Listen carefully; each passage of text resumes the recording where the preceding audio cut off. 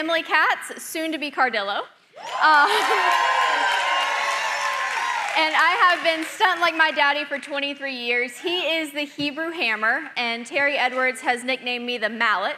And I want to share a little bit about my story growing up in the Alliance and lessons that I have learned that have helped me in both life and business. Andy Albright talks about Alliance Aiden and Alliance Alice a lot, and they're generally between the ages of 27 and 35. I didn't quite meet that demographic when I was introduced to the Alliance. I first met Andy and Jane when I was a few hours old. And although my story looks a lot different than a lot of people's here today, I think our struggles, our successes, and our failures in business all look very similar. You see, I think a lot of people start this business, and I know I did, with a skewed idea of how it's going to work. We see the plan. Andy and Jane Albright have created such a simple system, and we go to that hotspot, and we get fired up, and it's like, this is what I can do. But we often equate simple with easy. I'm guessing a lot of people have been watching the Summer Olympics, and I love watching the Olympics because you get to see people who have been working their entire lives chasing their dreams. But I often sit there and I think, I could do that. They make it look so simple. Now, I'm not delusional enough to think I could do gymnastics. I don't like heights, I can't do a cartwheel to save my life, and I'm not flexible. But running, I could run. I recently saw a reel, apparently it was from 7 years ago, but it had James Corden, Owen Wilson, and a group of people racing Usain Bolt. I'm guessing you can figure out who won that race. But it wasn't because the other people didn't know how to run. It wasn't like they were all crawling and Usain was running. They knew how to run, but they hadn't dedicated their entire lives to becoming masters at it. And it's the same thing in this business, Terry. We have to learn how. I just gotta say, you need a Noelle Leventovich and a Terry Edwards on the front row when you're talking. It's the same thing in this business. We have to learn how to make one dial before we can make 100, but eventually we can be doing dials like Olga Mathis. And thankfully, we don't need any type of physical strength or endurance to succeed in this business. But we do need mental endurance. And when we hit those obstacles, when we hit those failures, those moments of uncertainty, that's where our mental endurance muscle comes in and persistency becomes so key. Can y'all scroll on my notes? All right, go a little bit more. Thank you. So we all hit points in this business where we get the choice. Are we going to lay down and quit, or are we going to stand up and fight and overcome? So I got my start into the business world when I was in 4th grade, and we had a class assignment to make Valentine's Day boxes. And so my mom and I came up with the idea of doing a fabric-wrapped box, and then I decided to take out the box piece and just make a fabric doll because I liked sewing, and I wanted to sell them. So we had this was in February of 2011, we had the upcoming Atlantis Alliance annual incentive trip coming in June, and so I wanted to make a pitch to Andy. And so I spent the next couple of months getting binders together, coming up with ideas and everything. And when we got to Atlantis, I quickly learned my first rule of business. Know your audience. You see, I had decided to paint my nails a beautiful light blue color because we were going to the Bahamas. It was beachy and everything. Well, in case y'all didn't see the coaches on stage the other day, Andy don't do light blue. Go Pack. So I ran into him in the lobby, and he said, I am not meeting with somebody with Carolina blue nails. So we went to the shop in the hotel and changed my nail color to red, and the next morning went to the pool and had a business meeting with Andy. And that's where I learned my second rule of business: stick to the basics. See, I'd gotten so excited about creating a business that I had come up with ideas for blankets and pillows and all this other stuff, and Andy talked to me about the importance of doing what is making you money. Focus on the most productive income-producing activities you can do. And y'all, we have basics in this business. We have the 8 steps to success that Adam Katz did an incredible job of teaching yesterday. We have the basics of the home that the closers panel was talking about. We sell, recruit, and build. Are you doing the basics? if we aren't getting the results that we want in business, I beg us to look back. Are we doing the basics? And if you're not sure, like Adam was talking about, get coaching. Talk to your growing upline. Figure out what you need to adjust to get better. So Andy let me set up a booth at the upcoming family reunion in that July if I made $100, and so I recruited my family and we did it. And so family reunion 13 years ago was my first ever event. And Marcusetta always talks about it doesn't matter when you get into the alliance, it matters when the alliance gets in you. That weekend, the alliance got in me. See, I saw this team, I saw this family here, and I honestly knew nothing about insurance, but I said, this is the team I want to be a part of. This is the group. I planted my flag. I decided that weekend the alliance is going to be my path.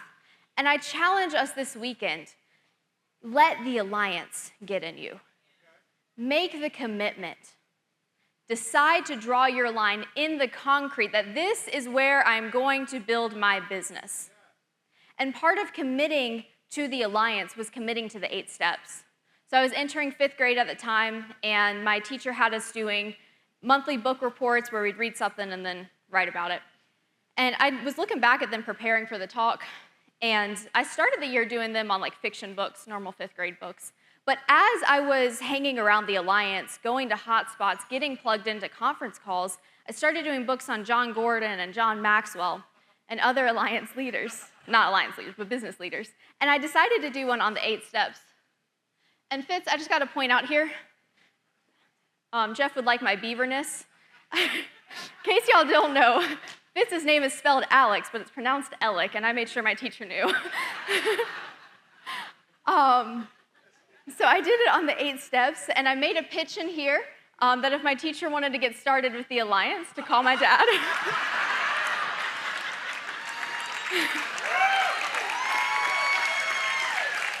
She did not call, but it did not stop me. I went next door to my 4th grade teacher. I had a note card with what to say, and I went through, and she decided to get her license, get started, and she made a couple sales.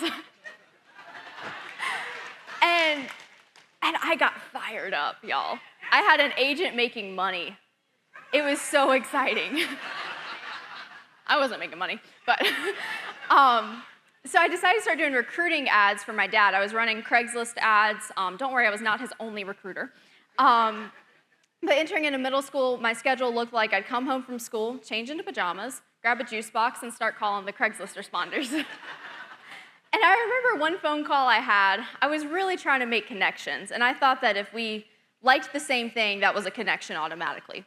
And if y'all remember on the TWC a couple weeks back, Andy was talking about when you're recruiting, there's a balance in the conversation. You need to know something more about them, but they need to know something about you. Otherwise, you come across creepy. Well, I was calling this lady, and her last name was very unique. And if you see somebody with like Leventovich, there can't be that many. It's unique. And so I had a kid in my class who had the same last name, and I was like, ooh, I bet they know each other. This is a good connection. Well, I told her nothing about me because I was 12, and I was honestly terrified of anybody finding out. And so I was going through the phone call, and I was like, how many kids do you have? Asking about her family. And the ages were lining up. She had a 12-year-old. And so I said, where does your 12-year-old go to school? She hung up on me. It's very creepy to ask that. So if y'all need any advice on recruiting, don't start stalking children. But I didn't stop recruiting. I didn't stop making phone calls. And while I'm guessing most people in here haven't had that same phone call, we've all had conversations that don't go our way. We've all had appointments that don't go our way. We've all had the door slammed in our face. But the question is, how long are we stopping after a failure? How long does it take us to get back up? I am so grateful that I've had growing up one of the best examples of somebody focused on what you can control in Andy Albright. And the good news is everybody in this room has that same example. Andy is a master at inside the circle of you, controlling your attitude and your activity. So the question is, when things don't go our way, are we sitting there going, oh no, I'm never going to be able to build a business. I'm never gonna make sales? Or do we get back on the phone, laugh it off? I love Stephen Davies. If it's gonna be funny later, might as well be funny now, and move on to the next step. Going into high school, I had a choice to make between a couple different schools. They all had recruiting programs to attract you, and I had really narrowed it down to two: Laney, go Bucks, Brandon Manley, or Isaac Bear. And Laney is where all of my friends were gonna be going. I had had the same friend group since I was in second grade, and Isaac Bear, it would have been a graduating class of 50, and I would have known none of them. But Isaac Bear is where my sister Sarah Hartley was at, and it was a 4-year traditional high school program, but the first 2 years you did all 4 years of high school. And then the last 2 years you were completely on UNCW's campus doing college classes. And I was torn, so I called Andy for his advice, and he talked to me about what my long-term goals were. And what I think is so key about what Andy did, it wasn't what do you want to be when you grow up that everybody hears about. It was what do you want out of life 5 years from now? What do you want out of life 10 years from now? What do you want that future to look like, just like he's been talking about this weekend?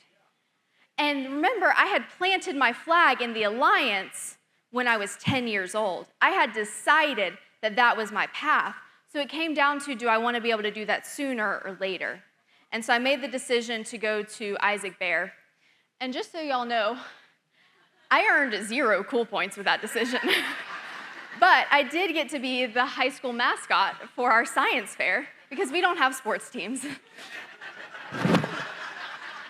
But my point is, oh, by the way, this is a bear costume and wings, because we were the Bear Hawks, and they don't make those costumes, so this was self-made. But my point is, who are you consulting on your decisions? Who are you asking for advice? Whose thought process are you operating under? Because I know for me, a lot of times my initial thought process can be emotion-based. Choosing to go to Laney would have been an emotion-based decision because I was terrified of losing my best friends. I was terrified of having to make new friends and start all over again. But I went to somebody who had the lifestyle that I wanted, because ultimately, I wanted what Andy and Jane had created. Are you getting advice from someone who can actually help you succeed? Someone who can help you accomplish your goal? If this weekend you saw the agency managers walking across and you decided, that is what I want to do, I want to become agency manager, don't talk to the person who just got started yesterday. Go to somebody who has the ring, who you saw on stage this weekend, somebody who has already done it before.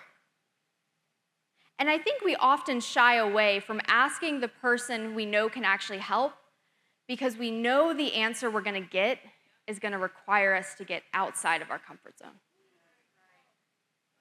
So I challenge us this weekend to not let pride and ego get in the way of us seeking counsel.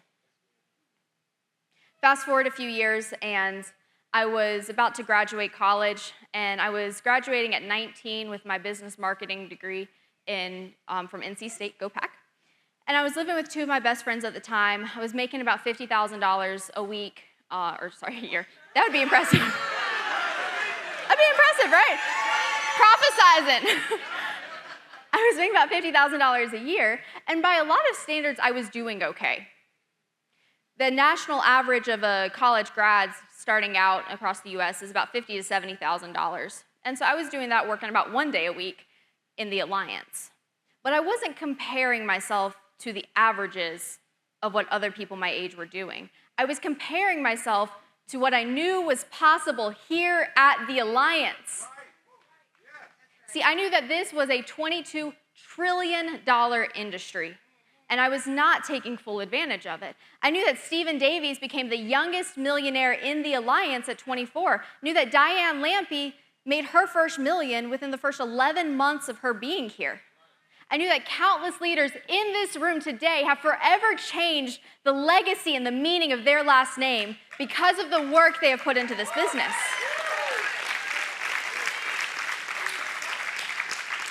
And I wasn't looking just for a good paycheck. I wanted to change lives. I wanted to live the life of freedom and excellence that I saw the leaders here in this room doing.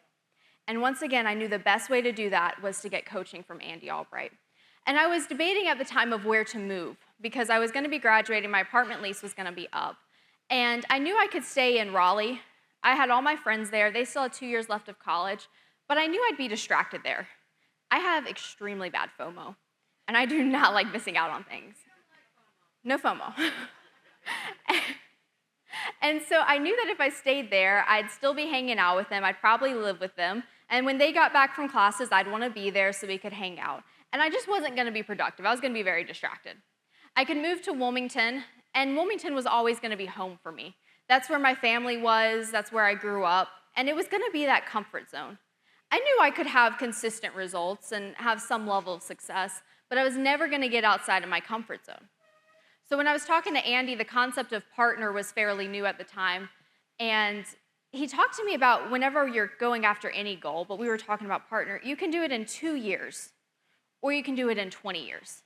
And it's going to require the same amount of pain, the same energy, the same sacrifice. Everything is going to be the same, but we can either cram it in into 2 years, and then we get to enjoy the rest of it, or we can stretch that pain out for 20 years.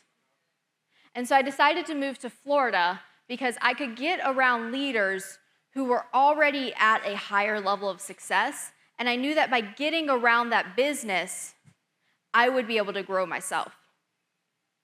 See, getting outside of our comfort zone is hard. And I was talking to my brother recently. He's out in LA right now pursuing his dream of being a screenwriter.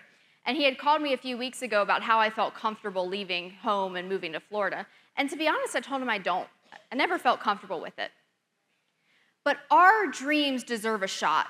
And the opportunities that are in our comfort zone at home are always going to be there. We can go back to those anytime, Terry. But for him, the opportunities that are out in LA, the opportunities and people God has placed in his life out there, those might not always be there. And our goals deserve us giving them a full shot. Give them a shot. What are you using? What are you using to define success? See, for me, success was never defined by a salary and 2 weeks of paid vacation, but I never saw that as the norm. My parents had me hanging around this weekend, and it's so exciting to see young leaders like Catalina and Reina hanging around this business because I know that what they're learning this weekend is going to forever change their lives. And my parents surrounded me with the leaders in this room. And your goals might not involve $1 million. Your goals might be right now just to get out of debt, just to be able to have that flexibility, and that's fine. Free country, we get to decide what we want to do. But if you want the freedom that comes with having both time and money, I'd recommend look at who you're surrounding yourself with.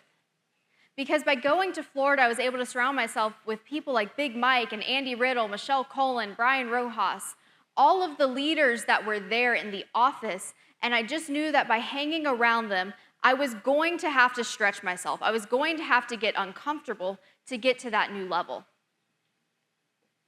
I challenge us this weekend to choose the discomfort. And as I was preparing to graduate, I knew that there was a skill in this business that I had honestly just chosen to ignore: door knocking. Working about 2 years part-time, I think I sold 1 application off of a door knock. Now, part of that was because I never tried. I was so terrified of going out door knocking that I very rarely did it. But I knew that if I was going to go all in on this business, I had to address that piece of the business. And I had invested in a relationship with Belle Krause. And so I called her up, and she was killing it with door knocking. And so I scheduled a time to go out to Washington to watch her door knock for a few days. Because I knew that I sucked. It wasn't door knocking doesn't work. It wasn't that the alliance doesn't work. I sucked. I hadn't spent the time to develop that skill, so I got around somebody who was. And the thing about getting around successful people is that it is inconvenient.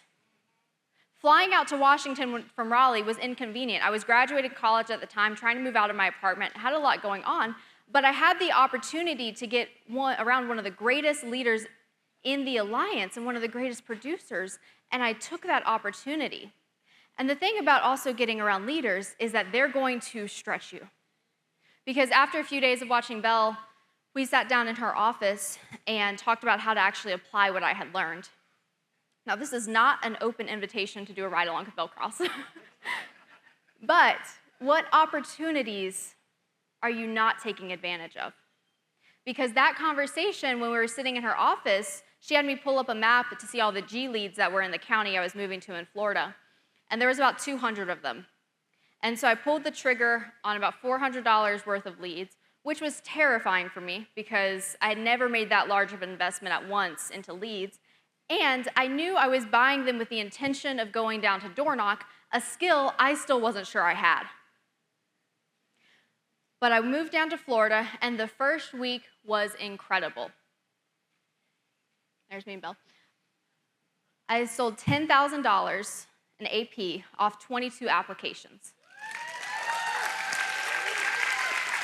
I had never done that before. I had been part-time. I don't know that I'd ever sold $10,000 in a month, let alone a week. I was fired up. I was like, this is going to work.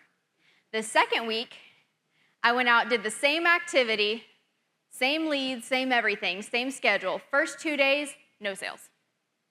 I called my dad because I was very upset. And he gave me a very honest conversation of, while you could have gone from an average of $1,500 a week to $10,000, you probably didn't. You probably weren't that good last week, and you're not this bad this week. The numbers either owe you or you owe the numbers.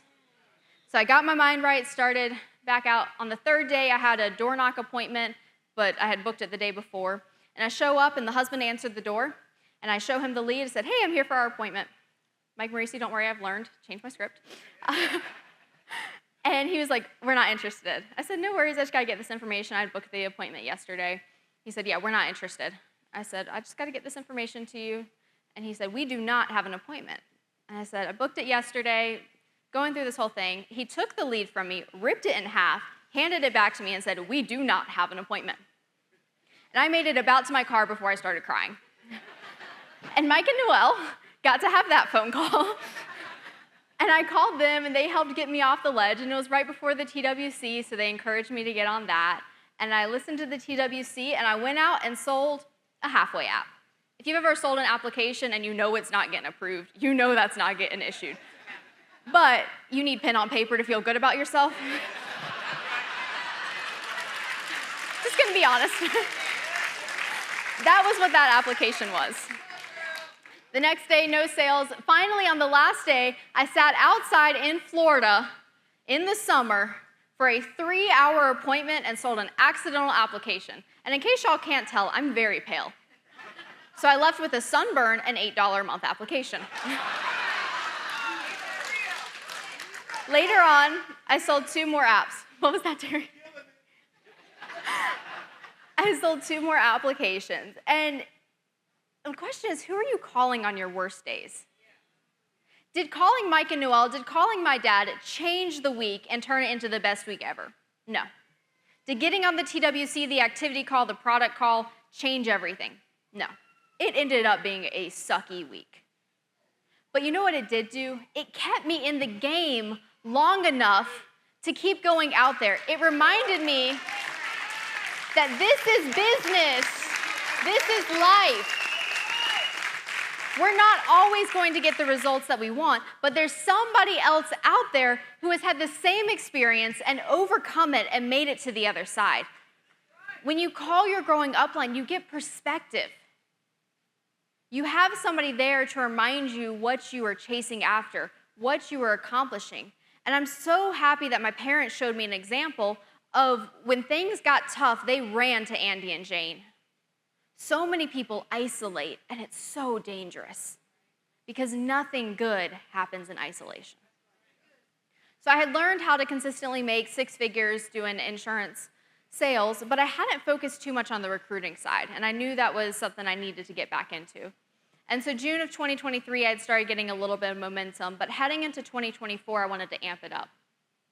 So I called Noelle and had a conversation with her about my schedule and how to make sure to keep my sales up while also focusing on recruiting. And so I created a schedule based a lot around travel.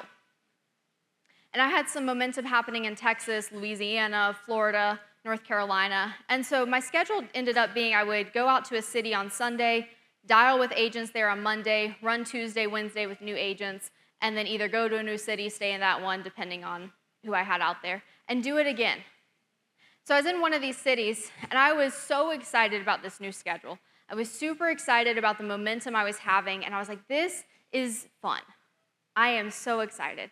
And so I had a new agent in depth out there, and we'll just call her Sparkle. I was excited to meet her. I'd talked to her a few times on the phone, and she seemed sharp. She seemed like a hard worker and motivated, and I knew she had a day job, more of a night job for her. Call my dad old-fashioned, but when Chris Rock speaks on a subject by God, he pays attention.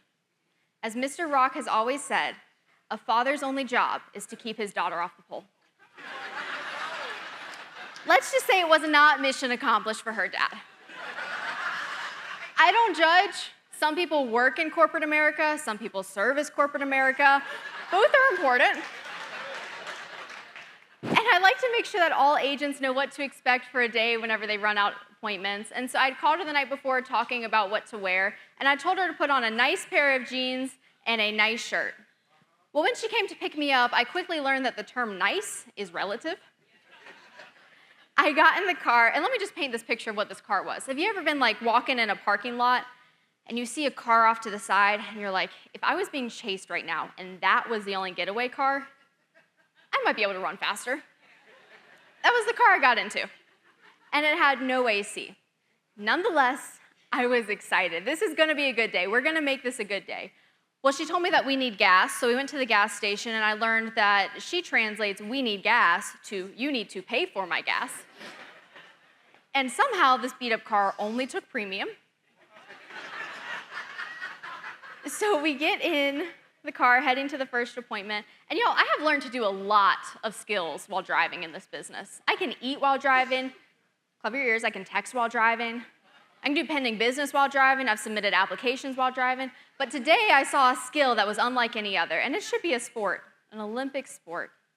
I watched this girl, while driving, take off her bra.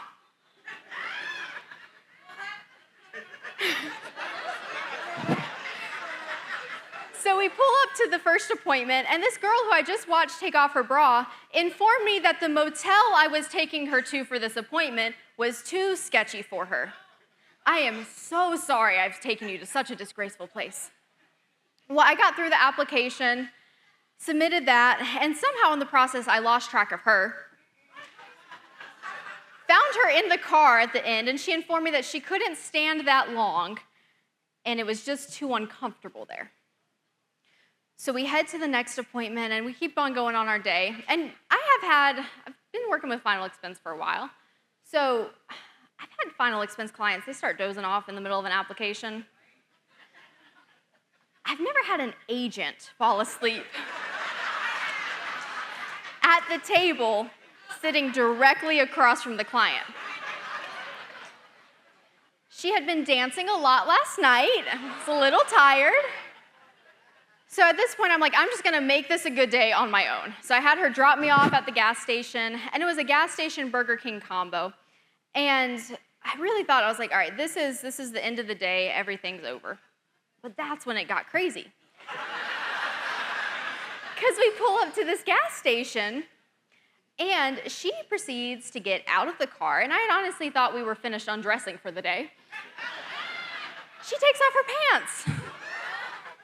And in case there's any confusion, these were not rip-away pants that basketball players use.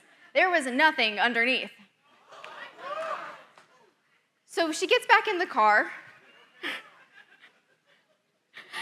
and a homeless man comes up to the car and asks her for a burger. So she wouldn't pay for her own gas, but she'd buy this dude a burger.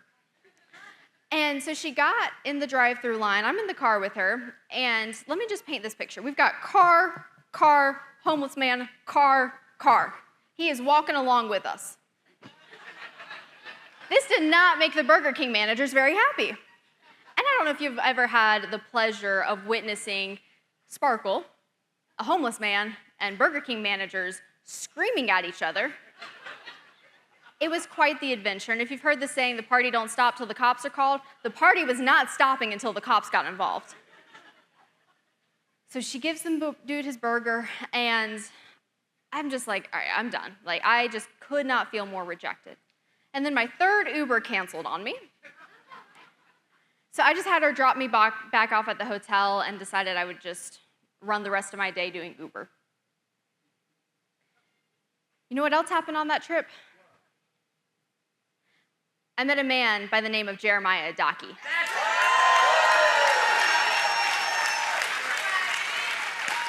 And y'all saw Jeremiah Adaki and Bridget Eminem getting their agency manager, district manager, regional manager rings this weekend because they have forever changed this business. They have come in like absolute powerhouses, incredible leaders. Last month, their organization did over $150,000.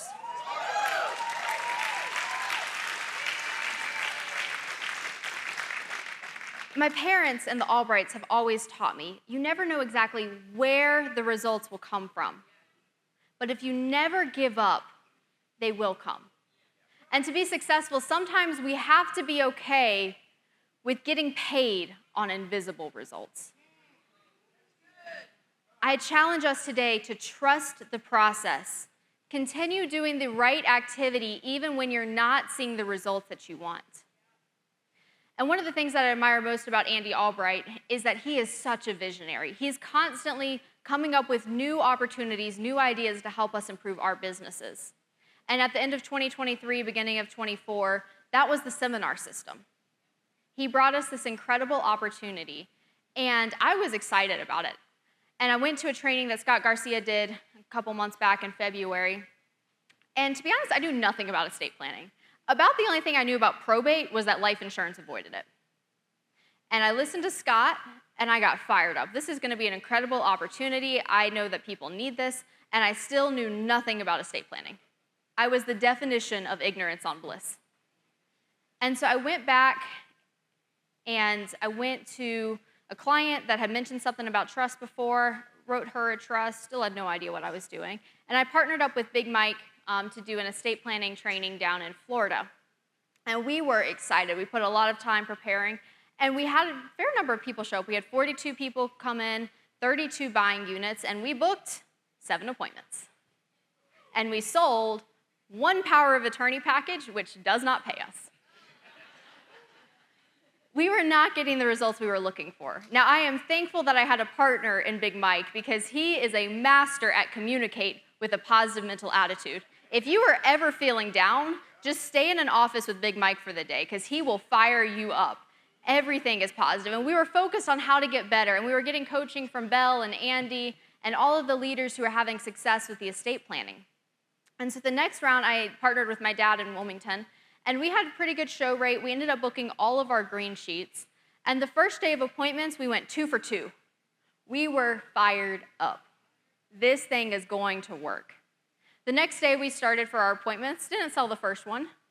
We're not stupid. We didn't expect to get a 100% close rate. We weren't that disappointed. But it kept going on and on and on, and we were getting some coaching, but we just weren't implementing it, to be honest. And we ended up going 0 for 12 on the next round of our appointments. We were feeling pretty dejected. Is that the word? Dejected? Defeated. That's a good one.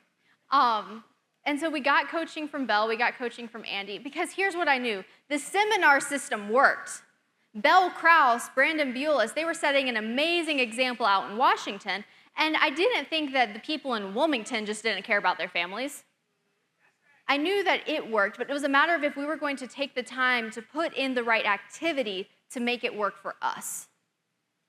And it came down to, honestly, we just forgot the basics of how to close a deal. We weren't selling. We were walking in assuming the sale and assuming that everything was going to be great, and we weren't building the value. And so we had to learn to step outside of our comfort zone. And if I'm being brutally honest, I felt incompetent talking to those people. They were really smart. And I had only dealt with final expense clients who had maybe $100,000, and I just hadn't dealt with assets that big.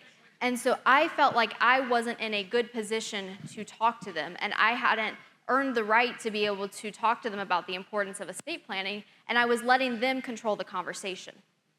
So I had to step outside of my comfort zone to start closing deals, and I'm happy to report we've closed 23 estate plans.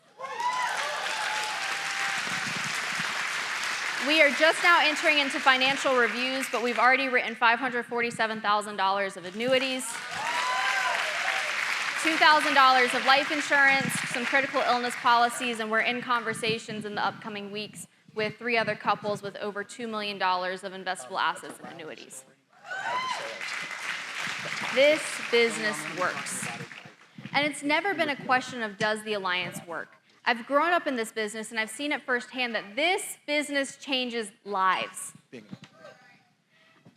And I had a conversation with Terry and Tia back at View from the Edge last year, and something they said just really clicked in my head of everybody has a price to pay for success.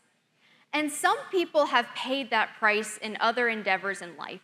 And you can come into this business and just shoot to the top because you just have to make a couple tweaks and the results are automatically there. For me, that wasn't the case. I hadn't built up my resume of things that I'd had success in, so I've had to pay the price and will continue to have to pay the price in this business to get to those levels that I want to get to.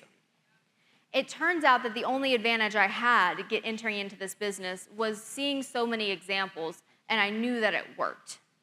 If I would just stick around long enough, it would work.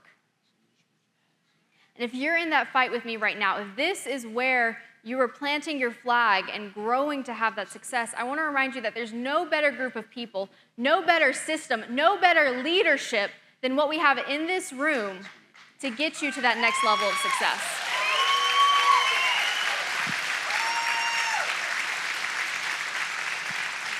I saw it growing up. I see it firsthand now. And I'm so excited for the opportunities to come. But here's what I know. With visionaries like Andy and Jane Albright, there is always going to be a new level. There is always going to be an opportunity for us to step outside of our comfort zone. And honestly, if you are comfortable in this business right now, you are missing out on an opportunity. There is some level of success that you are not taking advantage of. And we all get the choice of whether we are going to step out into that. Because we all have a really good reason to not do it. We can all come up with a great excuse. I am a master at coming up with excuses. But the reality is it doesn't matter because there's somebody else in this room who has had the exact same excuse and overcame it. And so the question is, are we going to step outside? Are we going to get the coaching? Are we going to plug into the mentorship that is available for us and be open to it? It's right there, Noelle. And we can plug into it and take ourselves to that next level. I know that Emily, 10 years from now, is looking back at me, counting on me, and begging me to do it for her. Do it for my future kids. Do it for our legacy. Do it for the legacy of the Alliance. The Alliance needs your story. It needs more people having success. We get the choice. Are we going to take the call? Are we going to take the call to action and go chase our dreams? I love y'all, Alliance family. Thank you so much.